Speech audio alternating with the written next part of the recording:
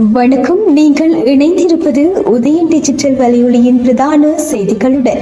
செய்தி தொகுப்பு உதயன் டிஜிட்டல் செய்தி பிரிவு.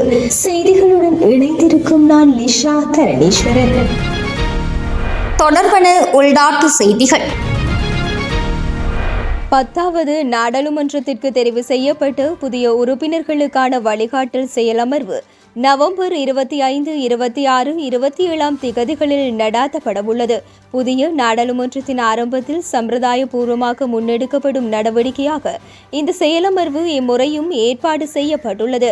நாளைய தினம் இடம்பெறும் இந்த செயலமர்வின் அங்குரார்ப்பண நிகழ்வில் பிரதமர் கலாநிதி ஹரிணி அமரசூரிய, சபாநாயகர் கலாநிதி அசோக ரன்வல, பிரதி சபாநாயகர் மருத்துவ கலாநிதி முகமது ரிஸ்வி சாலி, குழுக்களின் பிரதி தவிசாளர் கேமாலி வீரசேகர, சபை முதல்வர் அமைச்சர் பிமல் ரத்நாயக்க, ஆளும் கட்சியின் முதற் கோலாசான் அமைச்சர் மருத்துவ கலாநிதி நலிந்த ஜெயதிச, நாடாளுமன்ற செயலாளர் நாயகம், பிரதி செயலாளர் நாயகம் மற்றும் உதவி செயலாளர் நாயகம் உள்ளிட்டவர்கள் கலந்து கொள்ள உள்ளனர். தர்மபுரம் போலீஸ் பிரிவுக்கு உட்பட்ட உழவனூர் பகுதியிலிருந்து நேற்று மாலை கொழும்பு நோக்கி பயணித்த பேருந்தில் குருநாகல் கொண்டு செல்வதற்காக பயண பொதியில் மறைத்து வைக்கப்பட்ட ஒரு தொகை கேரள கஞ்சாவுடன் முதியவர் ஒருவர் கைது செய்யப்பட்டுள்ளார். இவ்வாறாக தர்மபுரம் போலீசாருக்கு கிடைத்த ரகசிய தகவலுக்கு அமைய போலீசாரால் மேற்கொள்ளப்பட்ட சோதனையின் போது 1 கிலோ 750 கிராம் நிறையுடைய கேரள கஞ்சாவுடன் 64 வயதுடைய முதியவர் ஒருவரே கைது செய்யப்பட்டுள்ளார். கைது செய்யப்பட்ட சந்தேக நபரை இன்றைய தினம் நீதிமன்றில் முற்படுத்த நடவடிக்கை எடுக்கப்பட்டுள்ளதாக தர்மபுர போலீஸ் நிலைய பொறுப்பு அதிகாரி DM சதுரங்க தெரிவித்துள்ளார். எதிர்வரும் 36 மணித்தியாலங்களில் வடமத்திய கிழக்கு மற்றும் ஊவா மாகாணங்களில் சில இடங்களில் சுமார் 150 மில்லிமீட்டர் வரையான பலத்த மழை பெய்யக்கூடும் என வளிமண்டலவியல் திணைக்களம் தெரிவித்துள்ளது. மேலும் அந்த காலப்பகுதியில் வடக்கு, வடமத்திய கிழக்கு மற்றும் ஊவா மாகாணங்களிலும் ஹம்பாந்தோட்டை மாவட்டத்திலும் அவ்வப்போது மழையோ அல்லது இடியுடன் கூடிய மழையோ பெய்யக்கூடும் என திணைக்களம் அறிவித்துள்ளது. இதேவேளை பதுளை, கேகாலை, காலி, நுவரெலியா மற்றும் ரத்னபுரி ஆகிய மாவட்டங்களுக்கு விதிக்கப்பட்டுள்ள மண்சரிவு எச்சரிக்கை நாளைய தினம் மாலை 4 மணி வரை நீடிக்கப்பட்டுள்ளது. தொடர்ச்சியாக பெய்த அடைமழையால் வாழ்விடங்கள் பாதிப்படைந்த நிலையில் யாழ்ப்பாணம் மூலாய் பகுதியில் உள்ள தேவாலயம் ஒன்றில் தற்காலிகமாக தங்க வைக்கப்பட்டுள்ள மக்களை கடற்றொழில் அமைச்சர் ராமலிங்கம் சந்திரசேகரன் மற்றும் நாடாளுமன்ற உறுப்பினர் இளங்குமரன் ஆகியோர் நேரில் சென்று சந்தித்து அவர்களது நிலைமை குறித்து கலந்துரையாடினர். அதன் பின்னர் கடற்றொழில் அமைச்சர் ஊடகங்களுக்கு கருத்து தெரிவிக்கையில், இன்றைய தினம் காக்கைதீவு மற்றும் மூலாய் பகுதிகளுக்கு விஜயம் செய்து பாதிக்கப்பட்ட மக்களுடன் கலந்துரையாடினோம். அவர்கள் மிகவும் பாதிப்படைந்திருப்பதை நாங்கள் அவதானித்தோம். உண்மையில் இந்த நிலைமைகளுக்கு தீர்வு தேடி கொடுக்க வேண்டியவர்கள் அரசாங்கமும் அரசியல்வாதிகளும் அரசு நிறுவனங்களும் தான். இது ஒரு தொடர்ச்சியான பிரச்சனையாக உள்ளது. எனவே எதிர்வரும் காலங்களில் இந்த நிலைமையில் இருந்து உங்களை மீட்பதற்கு நாங்கள் சகல வேலை திட்டங்களையும் முன்னெடுப்போம். அதற்கான செயல்பாடுகளை நாங்கள் அண்மையிலேயே ஆரம்பித்திருக்கின்றோம். இதன்போது குறித்த பகுதி மக்களின் கருத்துக்களையும் நாங்கள் உள்வாங்கி செயல்படுவோம். இன்னும் சில நாட்களில் கடும் மழை பெய்யலாம் என எதிர்வு கூறப்பட்டுள்ளது. இவ்வாறான சூழ்நிலையில் அந்த நிலைமையையும் எதிர்கொள்வதற்கான நடவடிக்கைகளை எடுப்பதோடு பாதிக்கப்பட்ட மக்களுக்கு நிவாரணங்களை வழங்குவதற்காக அரசாங்க அதிபரிடம் வேண்டுகோள் விடுத்திருக்கின்றேன் என்றார்.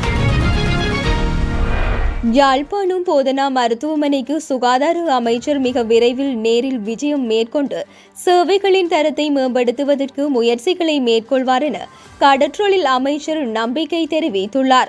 யாழ் போதனா மருத்துவமனைக்கு நேரில் விஜயம் மேற்கொண்ட கடற்றொழில் அமைச்சர் ராமலிங்கம் சந்திரசேகர் மருத்துவமனையின் சேவை நிலைமைகளை நேரில் ஆராய்ந்தார். மருத்துவமனையின் வளர்ச்சி மற்றும் சேவைகளை மேம்படுத்துவதற்கான தேவைகளை மருத்துவமனை பணிப்பாளர் மருத்துவ கலாநிதி த சத்தியமூர்த்தியிடம் நேரடியாக கேட்டறிந்து அவர் சாதகமான மாற்றங்களை கொண்டுவர சுகாதார அமைச்சருடன் கலந்துரையாடி தன்னால் முடிந்த எல்லாவற்றையும் மேற்கொள்வதாக உறுதியளித்தார். அத்துடன் சுகாதார அமைச்சர் மருத்துவர் நலிந்த ஜெயதிச விரைவில் யாழ் போதனா மருத்துவமனைக்கு விஜயம் செய்ய உள்ளதாகவும் இதன் மூலம் சேவைகளின் தரத்தை மேம்படுத்துவதற்கான மேலும் முயற்சிகள் மேற்கொள்ளப்படும் எனவும் அவர் தெரிவித்தார்.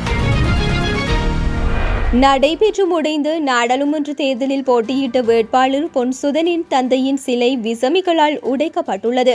கிளிநொச்சி யக்கச்சியில் அமைந்துள்ள ராவணன் வனப்பகுதியில் பொன்சுதனால் அவரது தந்தையின் சிலை நிறுவப்பட்டது. இந்த சிலையின் முகப்பகுதியை விசமிகள் சிலர் கடந்த வியாழக்கிழமை உடைத்துள்ளனர்.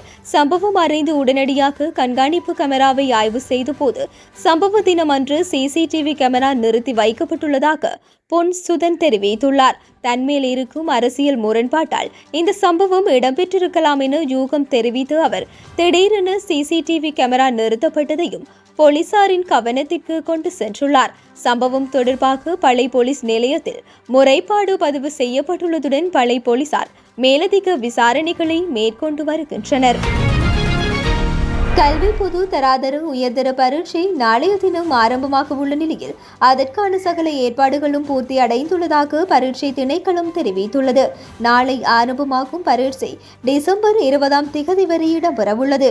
இம்முறை கல்வி பொது தராதர பத்திர உயர்தர பரீட்சைக்கு 3,20,183 பரீட்சார்த்திகள் தோற்ற உள்ளனர்.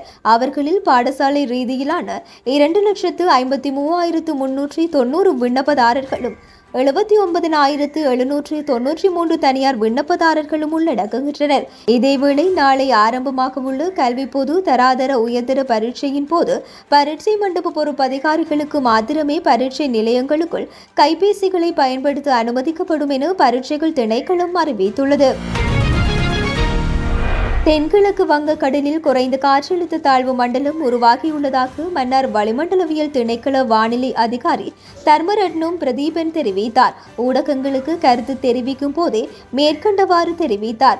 இது தொடர்பில் அவர் மேலும் தெரிவிக்கையில், தென்கிழக்கு வங்கக்கடலில் குறைந்த காற்றழுத்த தாழ்வு மண்டலம் உருவாகியுள்ளது. இது தொடர்ந்து வளர்ச்சியடைந்து வடமேற்கு நோக்கி மேற்கு நோக்கி நகர்ந்து தென்மேற்கு வங்கக்கடல் பகுதியை சுற்றி வரும் நவம்பர் 25 காற்றழுத்த தாழ்வு மண்டலம் உருவாக வாய்ப்பு உள்ளது. இந்த அமைப்பு தொடர்ந்து வளர்ச்சியடைந்து நாட்டின் வடக்கு கடற்கரையை நோக்கி நகரும் என்று நம்பப்படுகின்றது. காங்கேசன்துறை, திருகோணமலை, மட்டக்களப்பு மற்றும் பொத்துவில் ஊடாக கம்பாந்தோட்டை வரையான கடற்பரப்புகளில் உள்ள மீனவர்கள் இன்று முதல் கடலுக்கு செல்ல வேண்டாம் என எச்சரிக்கை விடுக்கப்பட்டுள்ளது என்றார். தொடர்பான இந்திய செய்திகள்.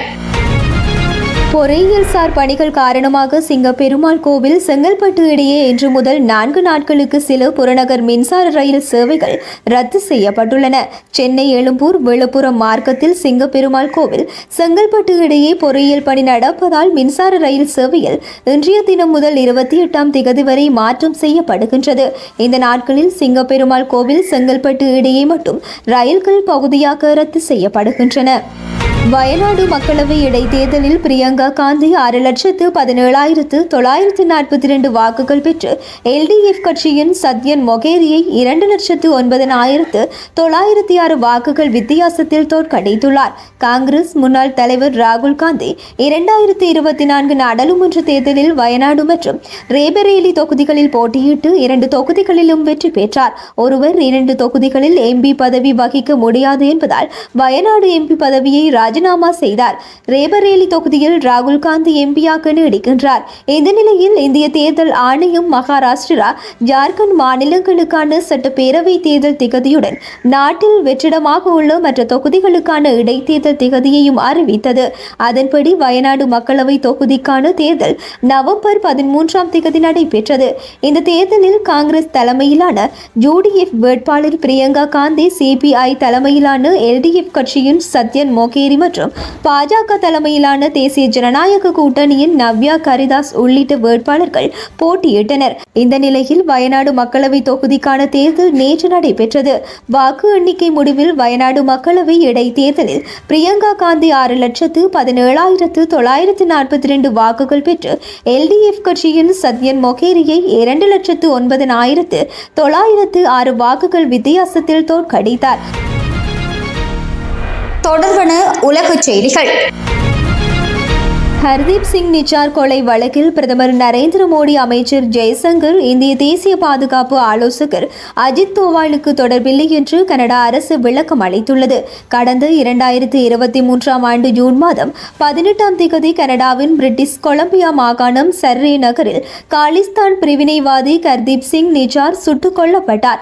இந்த கொலை வழக்கில் இந்திய தூதரக அதிகாரிகளுக்கு தொடர்பு இருப்பதாக கனடா அரசு குற்றம் சாட்டியது. இது தொடர்பாக இரு நாடுகளும் தூதரக அதிகாரிகளை வெளியேற்றின.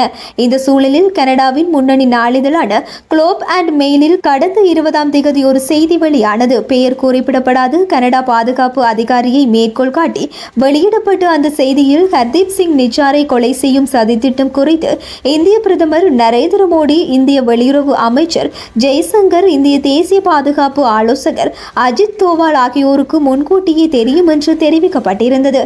அதைத் தொடர்ந்து கனடாவில் நிகழ்த்தப்பட்டு கடுமையான குற்றச் செயல்களில் இந்திய பிரதமர் நரேந்திர மோடி, இந்திய அமைச்சர் ஜெய்சங்கர், இந்திய தேசிய பாதுகாப்பு ஆலோசகர் அஜித் தோவாலுக்கு தொடர்பு இருக்கின்றது என்று கனடா அரசு ஒருபோதும் கூறவில்லை.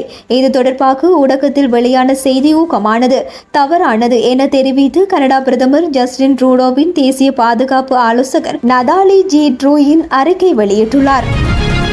சீனாவில் சுற்றுலாவை ஊக்குவிக்க பல்வேறு நடவடிக்கைகள் எடுக்கப்பட்டு வருகின்றன. கொரோனா பெருந்தொற்று காரணமாக முடங்கி கிடந்த சுற்றுலாத்துறை தற்போது புத்துயிர் பெற்றுள்ளது.